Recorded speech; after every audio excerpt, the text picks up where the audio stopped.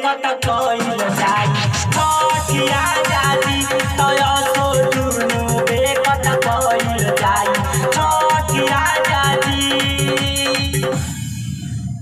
प्रणाम भैया, हम एगो छोट मोट गायक भोजपुरी के अमरजीत आजादी आप सब श्रोता समाज भोजपुरिया के गोड़ छुके जैसे गोड़ लागे तनी।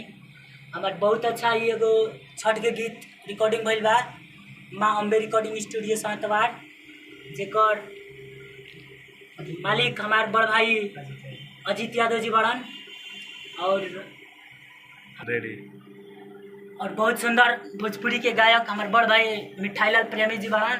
इनको गीत आयल बटे आप लोग सुनी और सहयोगी बने भैया उपेंद्र यादव और हमार यो ब्याह से भैया बड़न संजय जी और हमार चंदन भैया और पूरा बलिया जिला में सुपरस्टार रिकॉर्डिस्ट हमारे बड़ भैया अजीत यादव जौन के माँ अम्बे रिकॉर्डिंग स्टूडियो के माध्यम से रिकॉर्डिंग करेंगे। और बहुत बढ़िया भोजपुरी के गीतकार हमारे क्षेत्र से राइटर DK जान जी बनी भैया, बहुत ही अच्छा भैया गीत गैले बाने और जरूर सुनब एक बार और प्यार दुलार आशीर्वाद अपन जरूर देव। छठ के बहुत ही अच्छा गीत गैले बाने, हमके बहुत अच्छा लगल, आप सबके भी बहुत अच्छा लगे। एक बार जरूर सुनब और शेयर करब ज्यादा से ज्यादा ताकि भाई बहुत आगे तक जाए। एकदम सब्सक्राइब वाला बटन दबा देवे के बा। एकदम एकदम।